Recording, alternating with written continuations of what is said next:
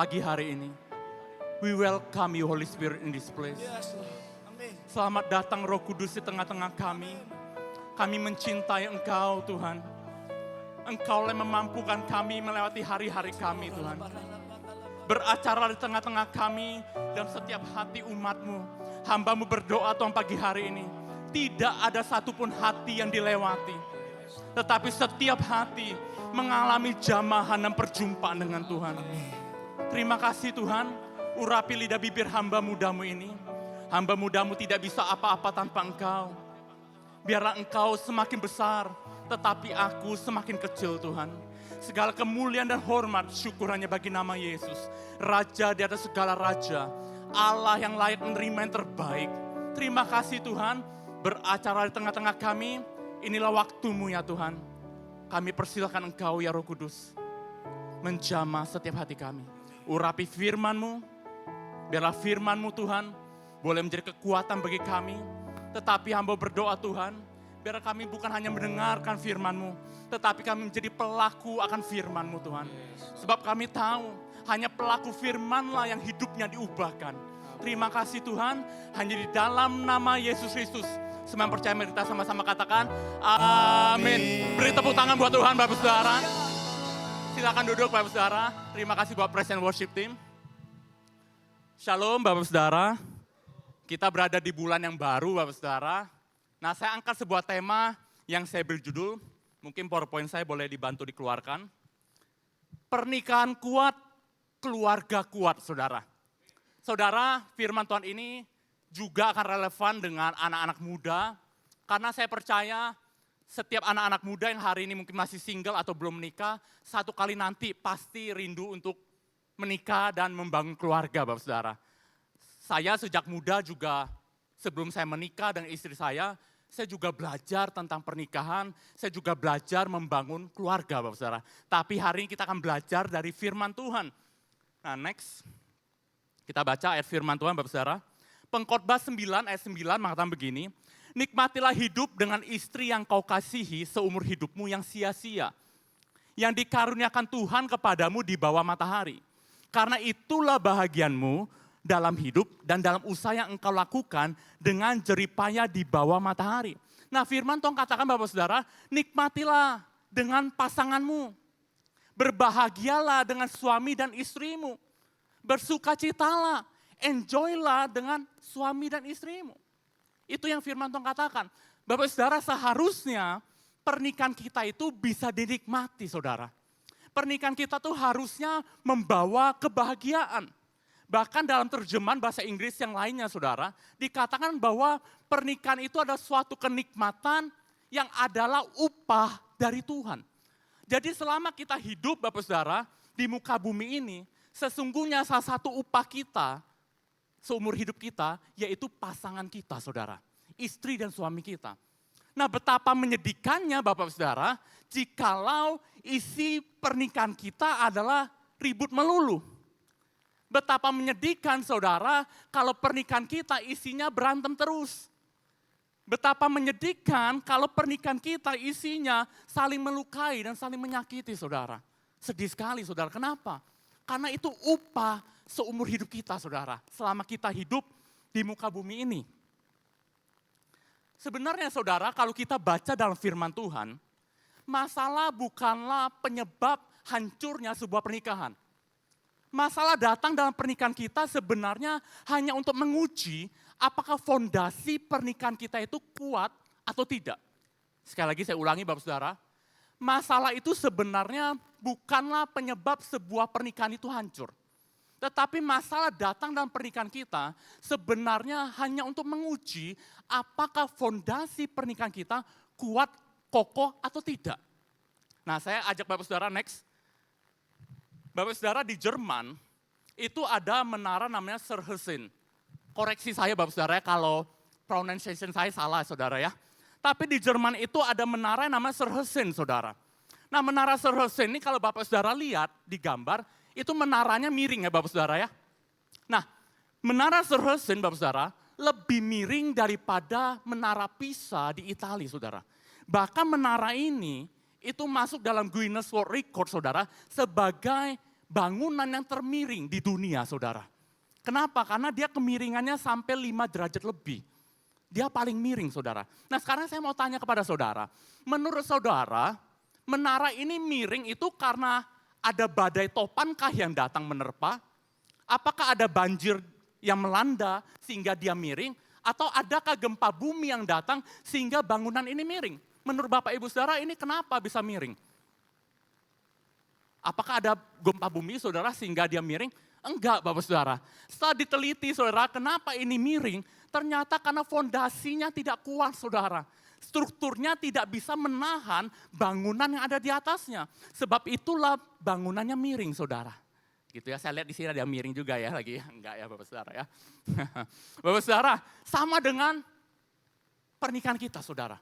Masalah, saudara, datang itu bukan menyebabkan pernikahan kita hancur. Tetapi masalah datang hanya untuk menguji apakah pernikahan kita tuh kokoh atau tidak. Sama seperti ini, saudara.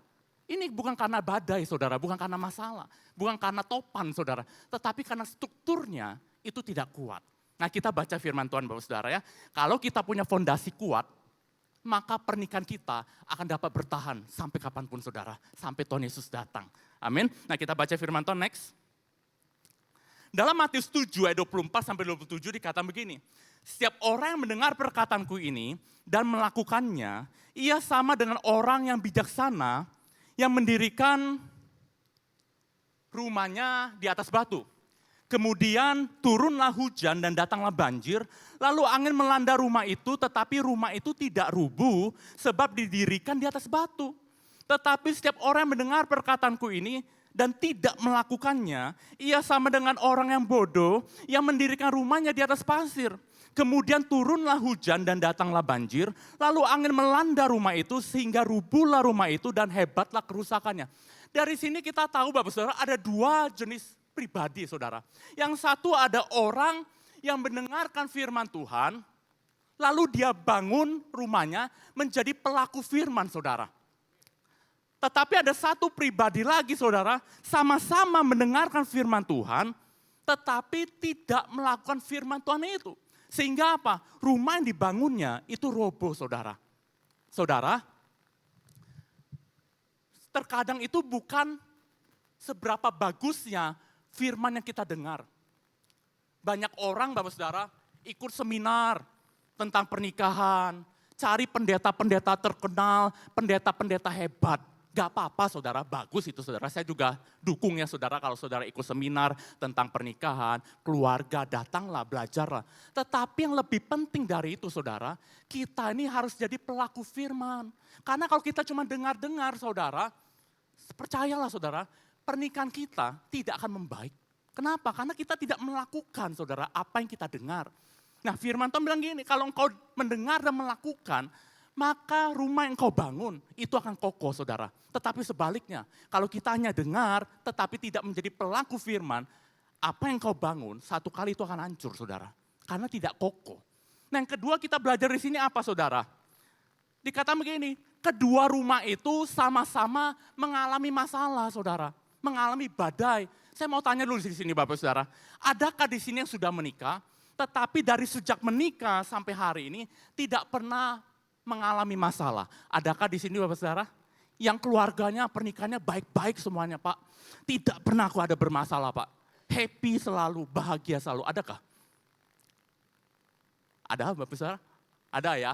Ada mungkin antara dua ya, antara suaminya sudah pergi duluan atau istrinya sudah pergi duluan, Bapak Saudara ya. Ada juga tapi ibu yang memang bahagia katanya gitu ya. Tetapi Bapak Saudara, dari sini kita tahu bahwa tidak ada pernikahannya tidak ada masalah. Tidak ada, saudara. Keluarga yang tidak ada masalah. Entah itu masalah ekonomi, entah itu masalah belum dapat pekerjaan, entah itu masalah belum punya keturunan, entah itu masalah ketidakcocokan. Setiap pernikahan ada masalahnya, saudara. Betul ya, saudara ya? Tidak ada yang tidak, saudara. Tetapi sekali lagi saya mau ingatkan saudara, masalah bukanlah penyebab suatu pernikahan hancur, saudara. Masalah hanya menguji seberapa kokohkah struktur dan fondasimu dalam pernikahan, Bapak Saudara. Nah, Bapak Saudara, dari sini kita akan belajar 2 hal. Yang pertama, next. Ternyata pernikahan yang kuat, saudara, adalah pernikahan yang menyertakan Yesus di dalamnya. Nah, kita baca firman Tuhan next. Dalam Mazmur 127 ayat 1 dikatakan begini, nyanyian ziarah Salomo, jikalau bukan Tuhan yang membangun rumah, sia-sialah usaha orang membangunnya. Saudara, Salomo ini menulis sebuah firman yang seperti ini, saudara. Tapi tahukah saudara bahwa Salomo itu di masa hidupnya, Salomo itu punya 700 istri dan 300 gundik. Kalau di total 1000, saudara. Ini pernikahan yang babak belur, saudara. Pernikahan yang tidak setia, saudara. Tetapi satu kali dia sadar, kalau engkau bangun rumah, tapi engkau tidak libatkan Tuhan dalam keluarga dan pernikahanmu, sia-sialah. Saudara, kenapa Salomo menulis gini? Karena dia belajar dari pengalamannya. Salomo itu dikatakan raja yang paling berhikmat, saudara. Tetapi dia tidak mengandalkan Tuhan, tidak melibatkan Tuhan dalam pernikahannya. Itulah yang membuat keluarganya, pernikahannya babak belur, saudara. Tetapi dari sini Salomo mau kasih tahu kita, please jangan seperti aku.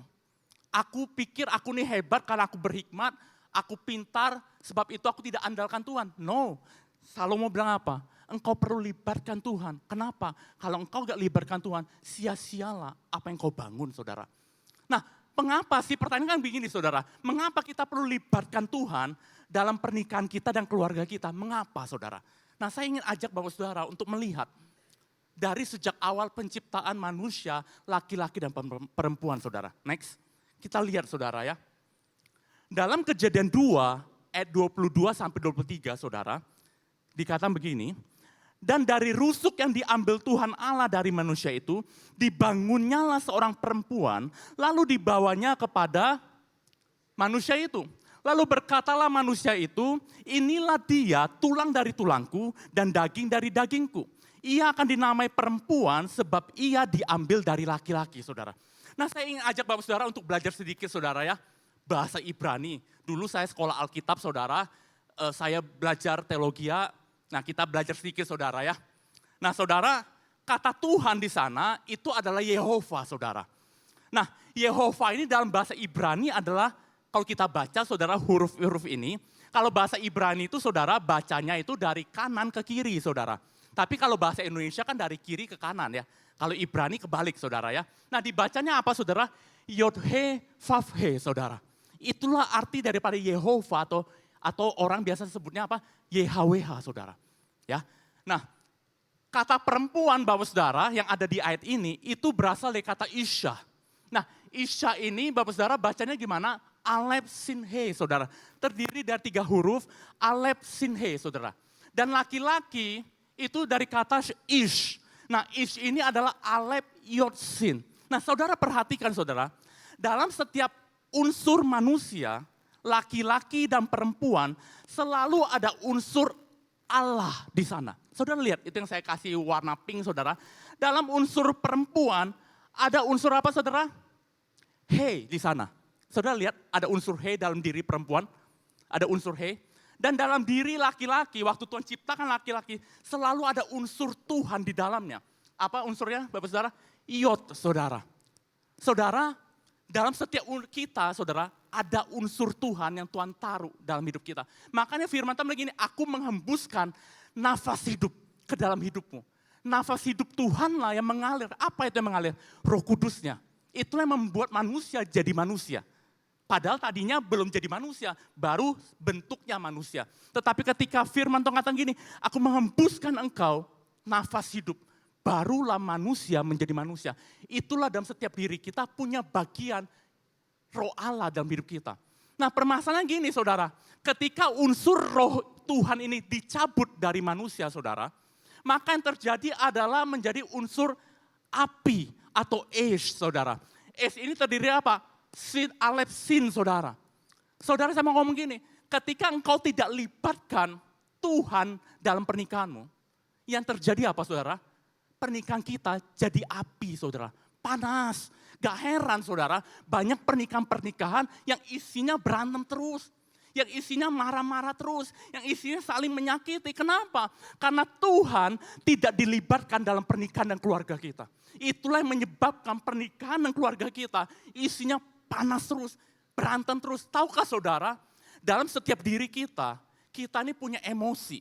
Kita ini punya ego saudara, kita ini punya keinginan. Nah waktu tidak ada Tuhan di pernikahan kita, itulah yang membuat pernikahan kita berantem terus saudara. Panas terus bawaannya, sedikit-sedikit ketemu pengen marah. Kenapa? Karena tidak ada Tuhan di tengah-tengah pernikahan kita. Sebab itulah kita ini perlu melibatkan Tuhan saudara dalam pernikahan kita. Karena ketika Tuhan dilibatkan dalam pernikahan kita saudara, Tuhanlah yang mengontrol api itu saudara. Sehingga yang terjadi apa? Bukan api kemarahan, tetapi menjadi api Roh Kudus yang memberikan sukacita, damai sejahtera, dan berkat dalam pernikahan kita. Bapak Saudara, engkau perlu libatkan Tuhan dalam pernikahan keluargamu. Supaya apa? Pernikahanmu menjadi adem, menjadi tenang, penuh damai, penuh sukacita saudara. Tapi kalau engkau gak pernah libatkan Tuhan, yaitu saudara, api yang menghanguskan saudara. Nah saudara, pertanyaan berikutnya adalah bagaimana cara kita melibatkan Tuhan dalam pernikahan kita? Itu pertanyaannya kan, bagaimana Pak cara libatkan Tuhan dalam pernikahan dan keluargaku? Nah kita baca dulu Bapak Saudara, kita lihat Bapak Saudara dari seorang tokoh Alkitab kita akan belajar saudara. Next. Kita akan belajar dari seorang bernama Obed Edom saudara ya. Kita baca dalam 2 Samuel 6 ayat 9 sampai 11 dikatakan begini. Pada waktu itu Daud menjadi takut kepada Tuhan, lalu katanya begini. Bagaimana tabut Tuhan itu dapat sampai kepadaku? Sebab itu Daud tidak memindahkan tabut Tuhan itu ke tempatnya, ke kota Daud. Tetapi Daud menyimpang dan membawanya ke rumah Obed Edom, orang Gad itu.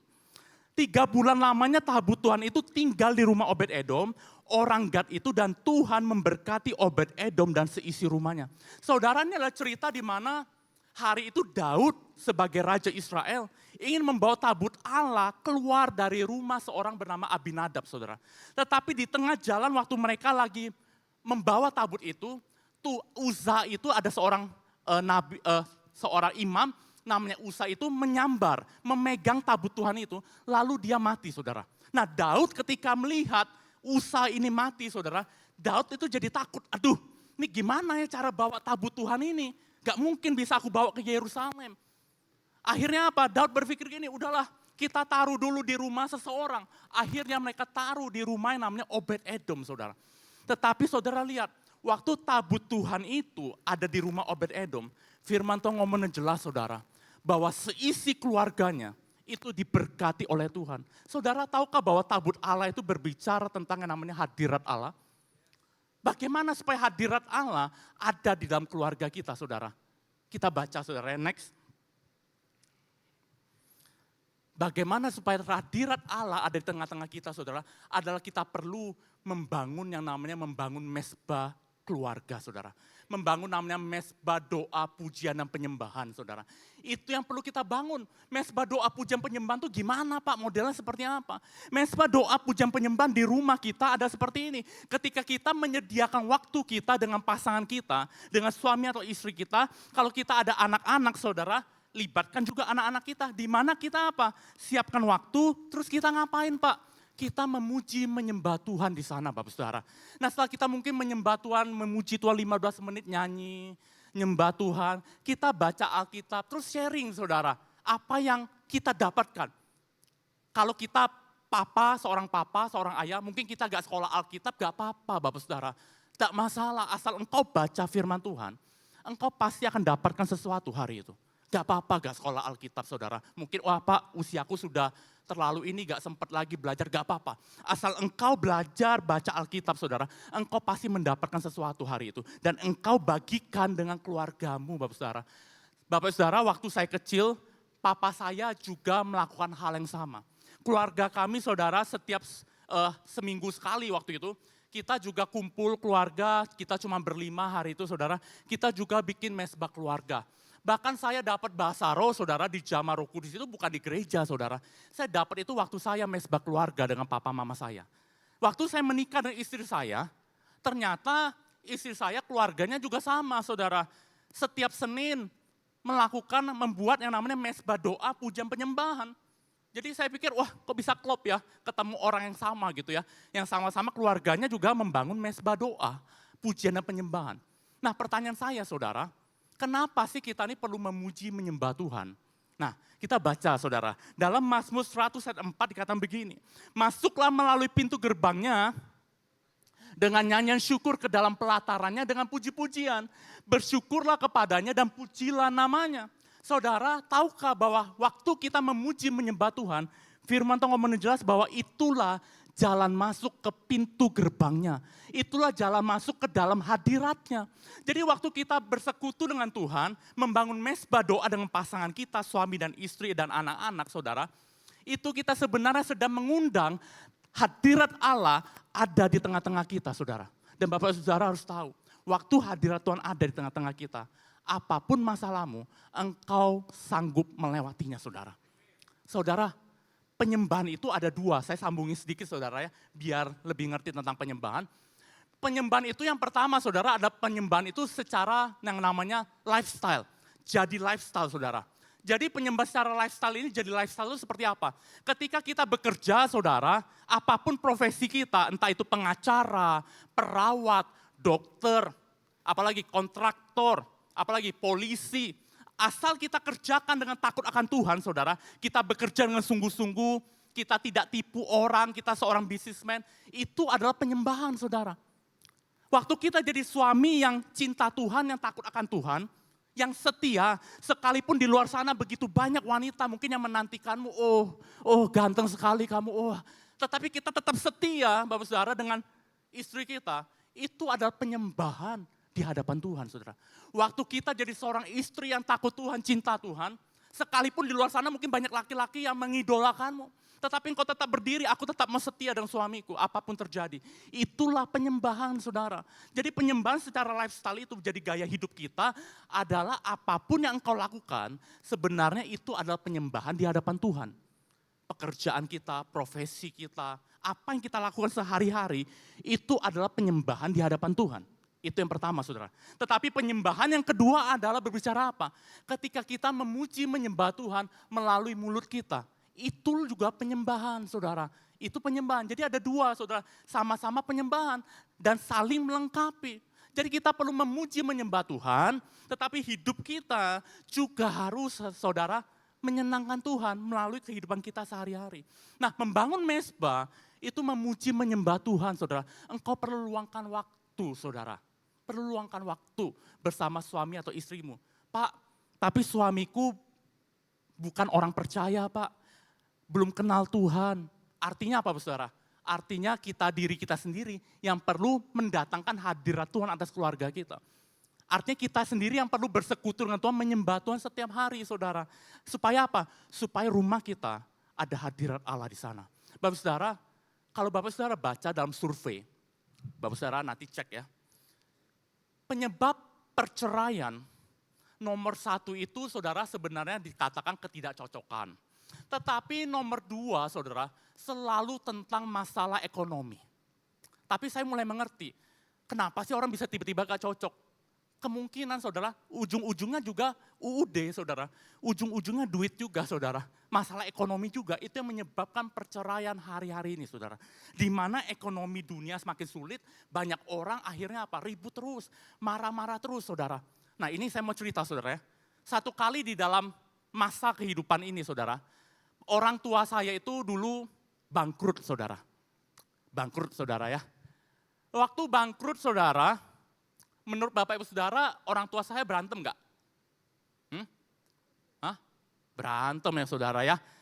Kalau masalah duit itu aduh udah paling cepat saudara ya, pemicu ya saudara ya. Berantem saudara, marah, wah bangkrut gimana sih? Kok kamu bisa gini sih bangkrut? Segala macam saudara. Tapi satu kali saudara, papa mama saya akhirnya apa?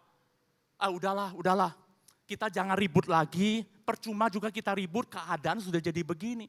Udahlah, mulai hari ini kita sungguh-sungguh ikut Tuhan, cari Tuhan sungguh-sungguh. Tahu gak Bapak Saudara, papa mama saya sejak hari itu saudara, itu selalu bangun jam 5 pagi untuk cari Tuhan saudara, untuk nyembah Tuhan dan berdoa. Dari mana saya tahu? Karena saya ini Bapak Saudara, saya ini anak paling kecil saudara ya, anak bontot. Saya anak ketiga saudara. Saya ini tidur sama papa mama saya itu dari saya kecil sampai saya SMP. Jadi saya tahu saudara, waktu saya jam 5 pagi itu kadang kuping saya kedengaran saudara. ini siapa yang nyanyi ya? Saya buka mata, papa mama saya lagi berlutut gandengan tangan, nyembah Tuhan, cari Tuhan. Kadang saya besok-besoknya saya kedengaran lagi, ini ada apa ya? Saya buka mata, saya lihat mama saya lagi nangis berlutut. Kenapa? Karena gak mampu Bapak Saudara. Karena gak tahu lagi mau ngapain saudara. Dua-duanya cuma bisa apa? Nyari Tuhan. Saudara tahu gak? Waktu kita bangkrut saudara, jangan kita pikir kita jadi banyak teman saudara ya. Waktu kita kaya, teman kita banyak saudara. Tetapi waktu kita bangkrut, cari teman pun gak ada saudara. Yang biasa sama-sama kita tuh hilang semuanya saudara. Gak ada lagi yang bisa tolong kita saudara. Hanya Yesus. Papa mama saya setiap hari saudara, bangun jam 5 pagi suami istri. Nyembah, nyanyi buat Tuhan, berdoa. Setiap hari bertahun-tahun bahkan sampai hari ini saudara. Masih bangun jam pagi-pagi saudara. Saya saudara, tahu gak saudara? Waktu kita membangun hubungan dengan Tuhan. Saya selalu bilang, waktu kita bangun hubungan dengan Tuhan. Engkau akan dapatkan hikmat dari Tuhan.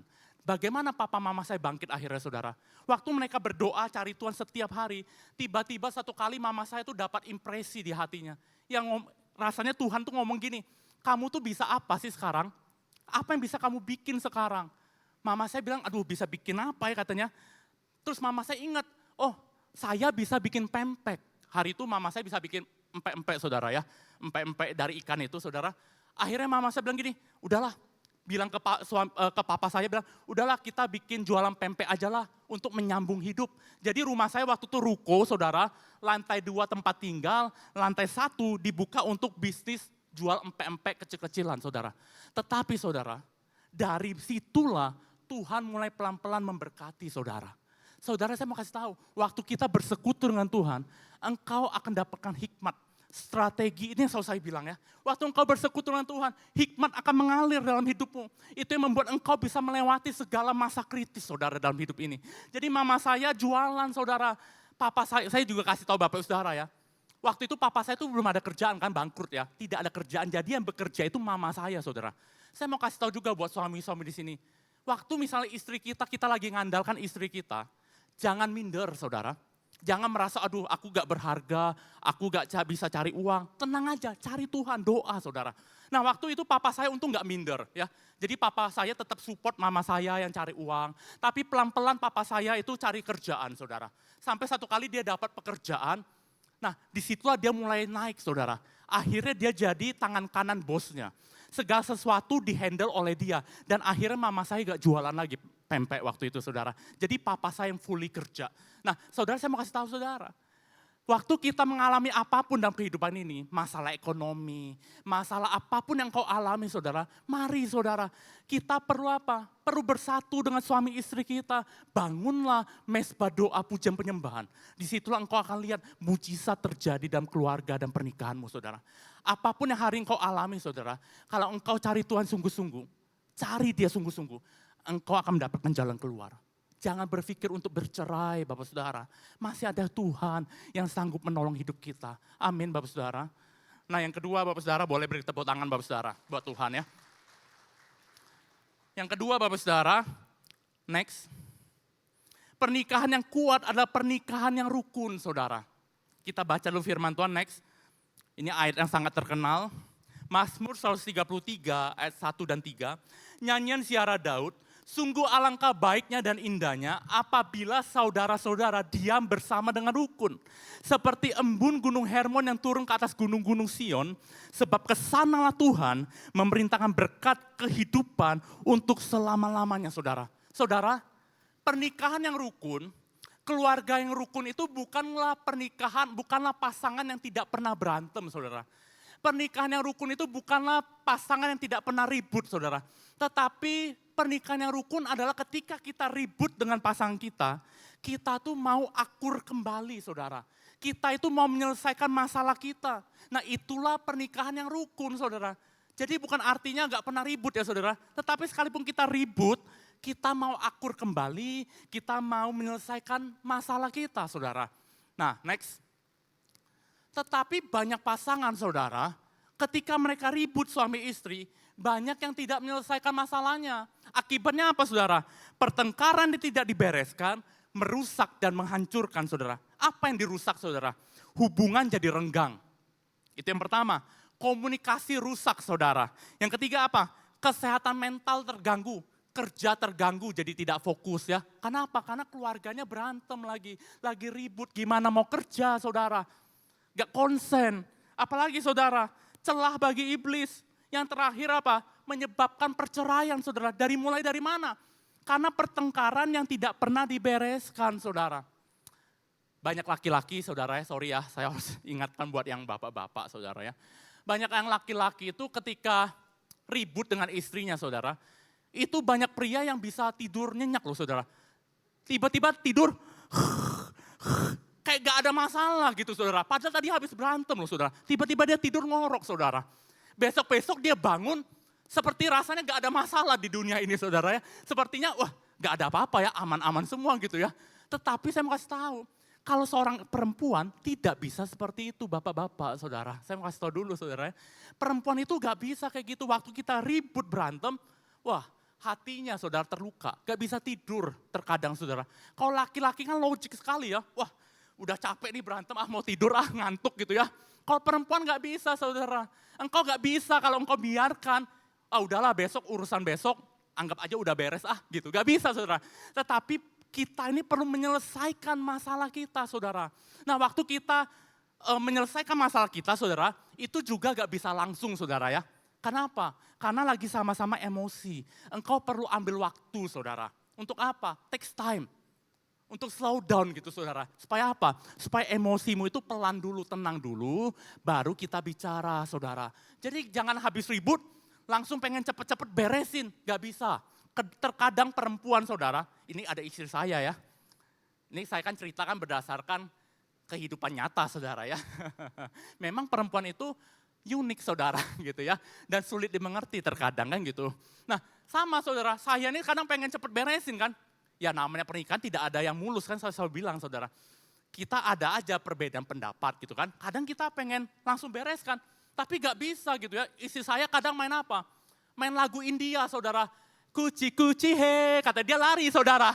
Saya mau deketin dia lari dulu, gak mau diberesin saudara. Nanti dulu, aku masih panas katanya gitu ya. Nanti dulu, jangan sekarang gitu ya. Saya deketin lagi, kuci he, katanya gitu lari lagi saudara. Tapi saya belajar di sini saudara ya. Saya belajar apa? Ternyata perempuan itu butuh waktu saudara. Untuk menenangkan emosinya saudara. Tetapi laki-laki juga perlu menenangkan emosimu saudara.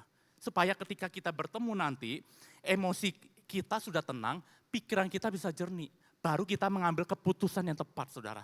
Jadi saudara pertengkaran itu harus dibereskan. Gak boleh dibiarkan saudara ya. Kalau dibiarkan jadinya seperti ini. Nah hari ini kalau ada pernikahan yang sudah mulai mengalami hal-hal ini saudara. Saya cuma kasih saran saudara. Berjuanglah, rebut hati istrimu kembali. Seperti waktu engkau pacaran dulu. Gimana waktu engkau pacaran dulu? Engkau luangkan waktu, mungkin kau belikan bunga atau belikan apa. Raih hati istrimu kembali. Atau raih hati suamimu kembali. Jangan biarkan istrimu pergi begitu saja saudara. Tetapi raih, doa sama Tuhan dan raih kembali. Rayu kembali saudara, seperti zaman muda dulu ya saudara ya. Jadi tetap hot ya saudara, bukan api tetapi tetap panas gitu ya, bergairah pasangan itu saudara ya. Nah saudara Firman tuh ngomong gini, ketika keluargamu rukun, pernikahanmu rukun saudara, Firman Tuhan tadi ngomong apa? Berkat akan aku curahkan ke dalam hidupmu saudara. Betul saudara? Nah kita lihat dulu ya, next. Nah ini ada dari seorang istri daripada Billy Graham saudara, namanya adalah Ruth Bell Graham. Gitu saudara. Dia ngomong gini, a happy marriage is a union of two great forgivers saudara. Jadi saudara, sebenarnya menyelesaikan masalah tuh bisa gak? Bisa saudara. Kalau apa? Kalau satu mau merendahkan diri, yang lainnya juga mau merendahkan diri. Yang satu mau mengakui salah. Sorry ya, aku salah, aku mau berubah. Nah yang satunya lagi, ya aku mau mengampuni. Maka terjadilah saudara saling mengampuni. Nah yang paling sulit kan gini, kalau kita tuh gak pernah mau mengakui salah. Nah itu yang paling ribet saudara.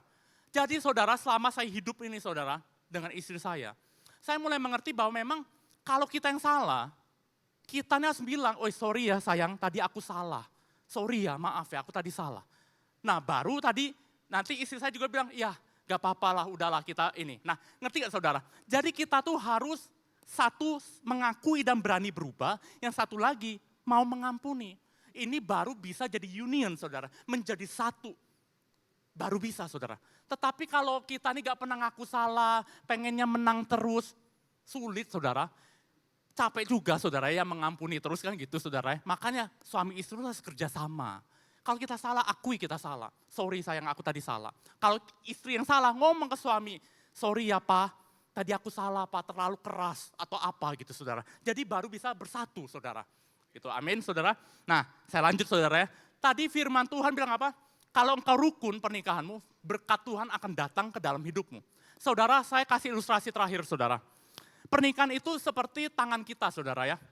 Anggaplah tangan kanan saya ini laki-laki, suami, tangan kiri saya ini adalah perempuan. Waktu kita rukun saudara, rukun itu seperti ini saudara, disatukan. Seperti ini saudara ya, kelihatan saudara. Nah waktu tangan kita seperti ini saudara, maka waktu Tuhan memberkati pernikahan kita dan keluarga kita bisa menampungnya saudara, menampung air itu saudara. Tetapi kalau kita berpisah saudara, tidak rukun, kita cuma satu tangan saudara. Apapun yang Tuhan berkati dalam pernikahanmu, tidak akan pernah bisa kau tampung dan nikmati saudara. Makanya saya mau kasih tahu saudara, pernikahan suami dan istri itu harus bersatu rukun saudara. Seperti tangan kita ini, menyatu. Baru berkat Tuhan bisa kita nikmati dan kita tampung saudara. Tetapi kalau tangan kita sendirian, coba Bapak Saudara nanti pas gosok gigi ya, saudara coba itu tangan saudara, tampung pakai satu tangan. Gak akan bisa menampung apapun saudara. Demikian juga dalam pernikahan. Engkau harus bersatu, unity saudara. Amin Bapak Saudara. Nah saya tidak perpanjang firman Tuhan. Apakah yang kita pelajari hari ini next? Dua hal yang kita pelajari hari ini Bapak Saudara. Libatkanlah Tuhan dalam pernikahanmu. Bangunlah mesbah doa pujian penyembahan saudara dalam rumahmu. Yang kedua apa? Pernikahan yang rukun bukanlah pasangan yang tidak pernah bertengkar dan ribut saudara. Tetapi pasangan yang mau menyelesaikan masalah dan mau saling mengampuni. Dua hal saja yang kita pelajari. Terima kasih Bapak Saudara, saya undang Praise and Worship Team. Udah tepuk tangan buat Tuhan Bapak Saudara. Saya undang juga Bapak Saudara untuk bangkit berdiri.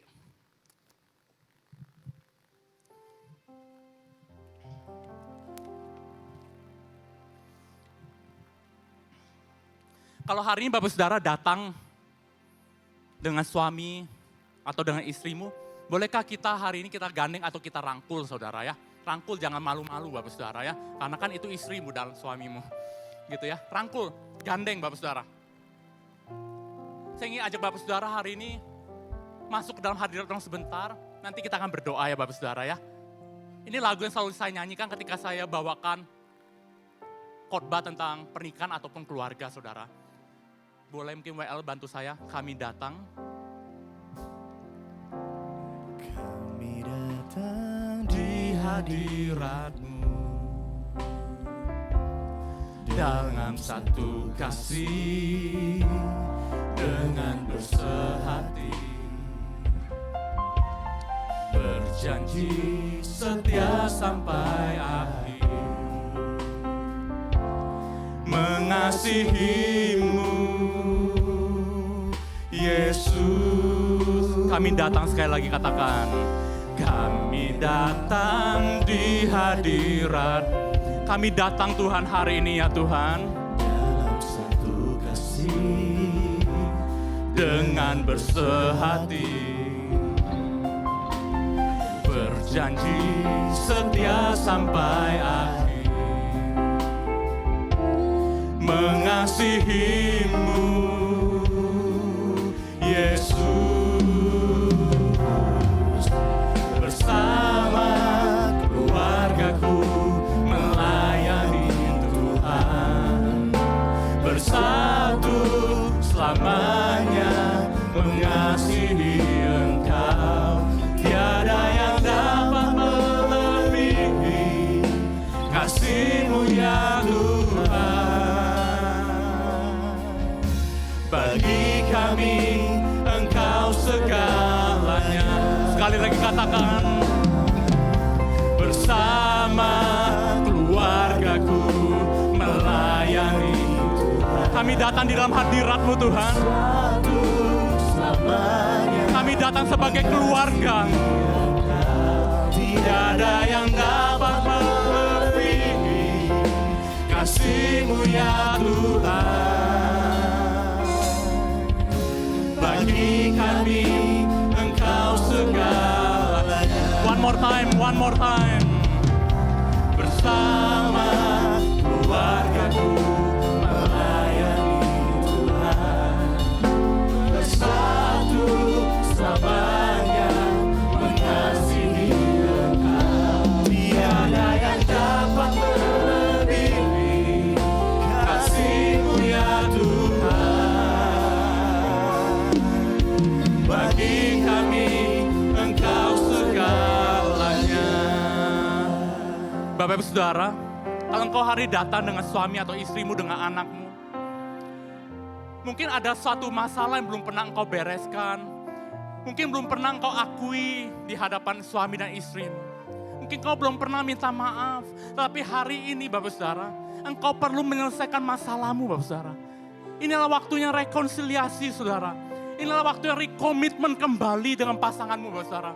Kalau itu engkau ada bawa pasanganmu, ngomong sesuatu kepada istri dan anakmu.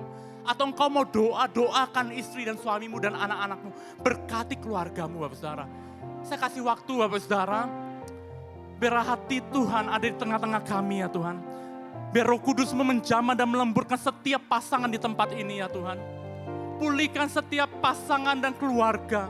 Berkati keluarga demi keluarga di tempat ini ya Tuhan. Aku berdoa ya Tuhan, biarlah hadirat-Mu mengalir, menjamah, melembutkan setiap hati Tuhan.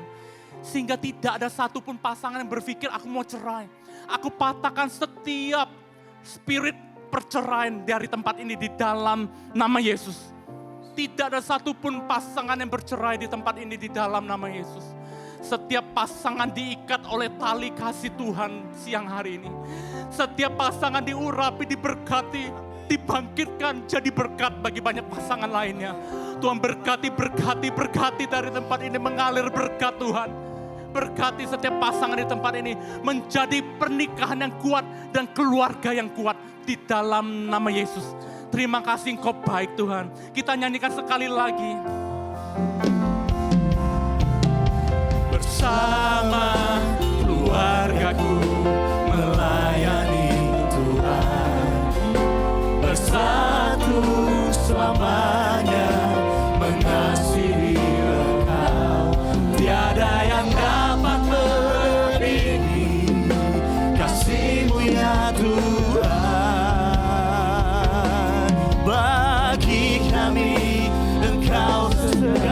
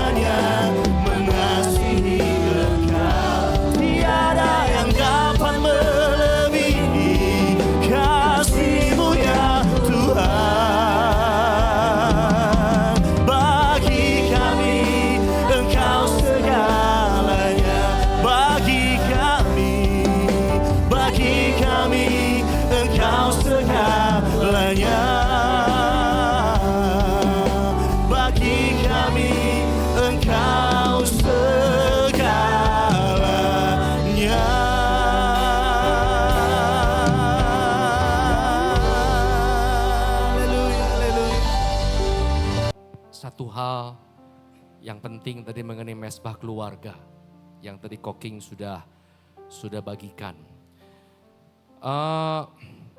Saya sudah punya mesbah itu sudah lama sekali, mesbah keluarga saudara.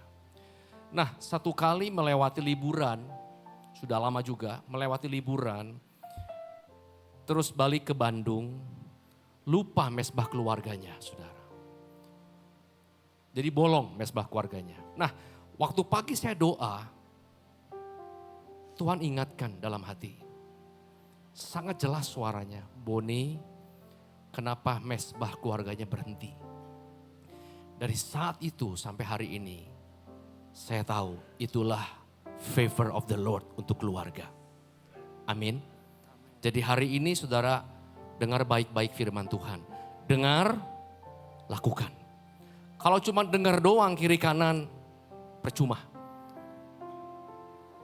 Mau berkat Tuhan, lakukan firman Tuhan. Dengar, lakukan. Dengar, lakukan. Itu mesbah keluarga, itu berkat bagi keluarga. Suami istri, pengurapan Tuhan turun. Untuk anak-anak, pengurapan Tuhan turun. Untuk siapa lagi? Mungkin ada karyawan di rumah, mungkin pengurapan Tuhan turun. Semua dari mana? Mesbah itu.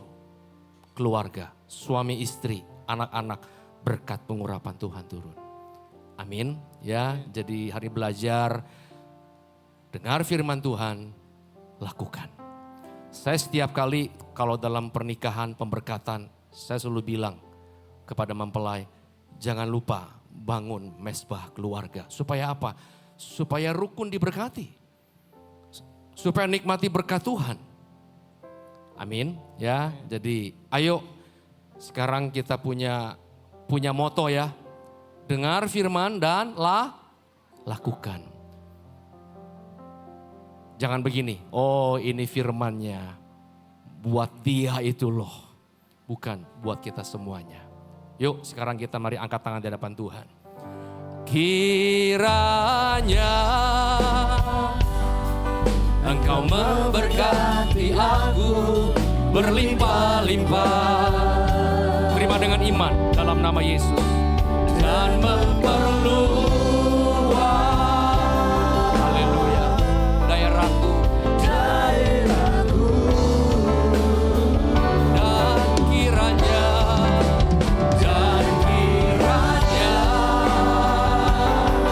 tanganmu menyertai aku dan melindungi aku. Haleluya. Daripada malapetaka sehingga kesakitan tidak menimpa aku. Sehingga kesakitan tidak menimpa aku. Haleluya. Sehingga kesakitan tidak menimpa aku. Tepuk tangan bagi Tuhan. Katakan amin dalam nama Tuhan Yesus. Sekarang terimalah berkat anugerah Tuhan berlimpah-limpah, juga kuasa urapan Roh Kudus urapi kami dari hari ini bahkan sampai selama-lamanya. Dan mari kita sama-sama katakan amin. Tuhan berkati. Selamat pagi. Jesus for everyone. Jesus for everyone.